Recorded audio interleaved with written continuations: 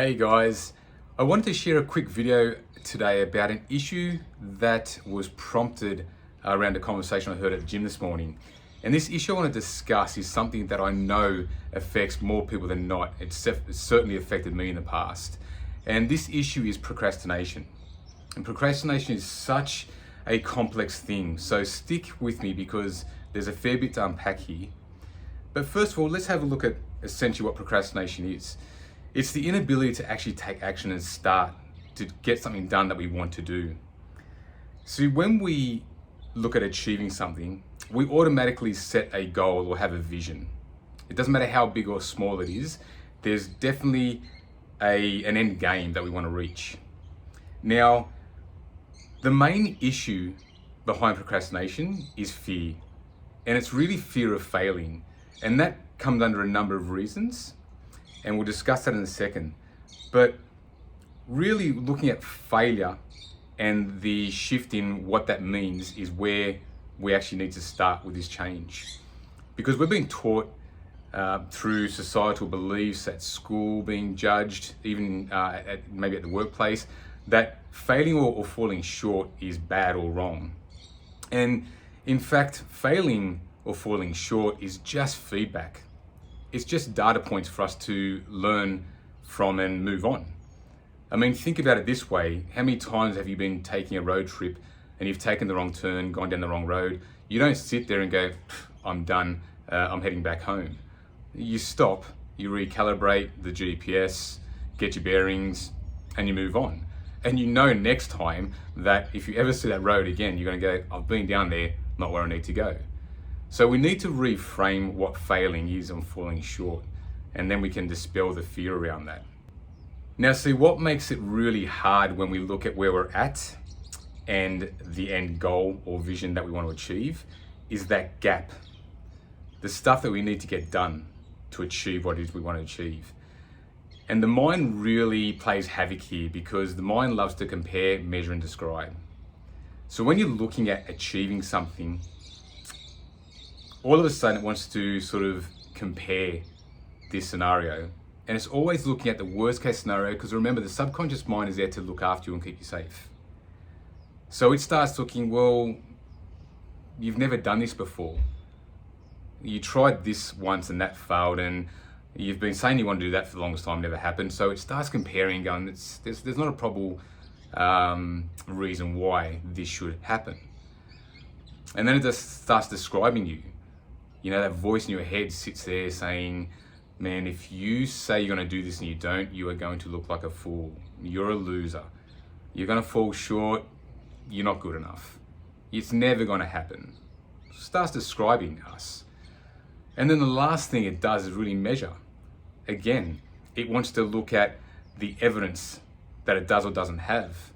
And then it starts weighing up the probability of this is going to work. And it's always going to want to keep you safe, look after you. It sits and goes, this is not going to turn out well. Why would it? And so it starts these stories and presenting these pictures in our mind that deter us from taking action. And see, the part about the evidence is a really interesting issue. So we now know that the subconscious mind doesn't know the difference between something that's real or imagined. But if you have a subconscious, contrary or contradicting belief about the conscious decision you're trying to make, well, then you're never going to be able to imagine or envision you achieving that goal. And so there's no way for the subconscious mind to ever even believe that what you want to do is possible. And this is where the issue is. See, the thing is, we need to make sure that when we're looking at the end goal or vision, that we're inspired, that we feel good about it. I often tell my clients, if you're ever feeling a negative emotion when you're thinking about that end game, you need to stop thinking about it so much. Subconsciously, you'll know where you want to get to. But if you're not feeling good about getting there or worrying more about how it's going to happen, you're playing the wrong game.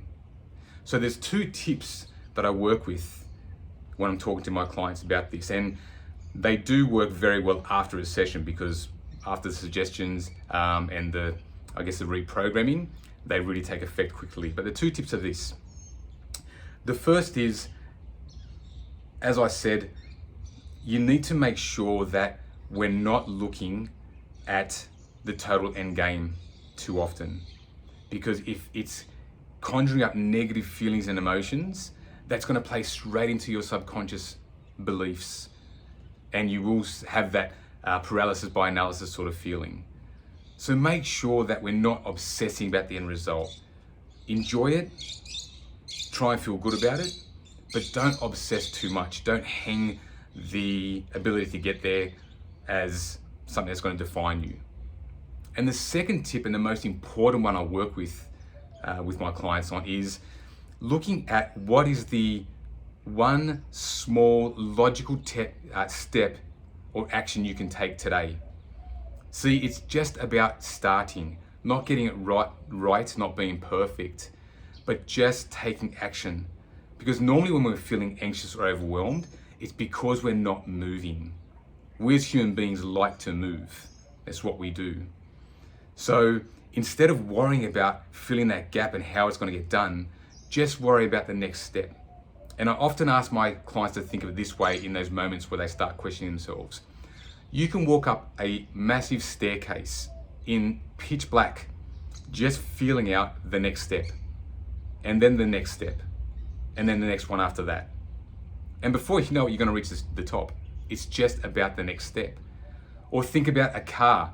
You can drive across country in pitch black again, but as long as your headlights are showing you that next 150, 200 feet, you're going to keep moving forward, because you'll see the next 200 and the next 200 and the next. And before you know it, you're going to reach your destination.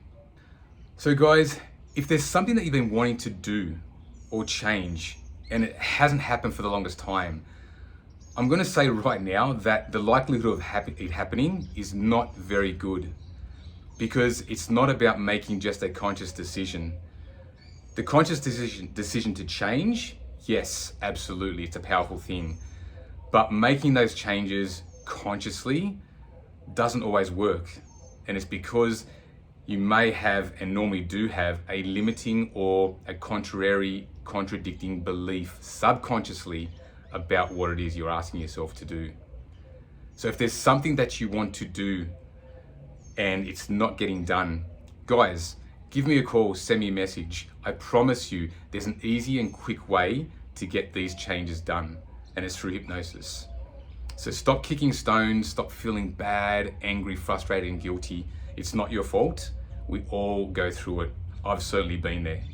And I know the shift that my clients make once they understand this premise of their subconscious beliefs and programming versus their conscious decisions, is an absolute game changer every time. So guys, I hope you found this information really helpful. If you have any comments, please leave them below. Any questions, happy to answer them. If you want to contact me, please do, and we can organize a chat. As always, I'm wishing you guys the most fantastic day. And please remember, when you change your mind, you change your life. And real men wear pink. Take care, guys.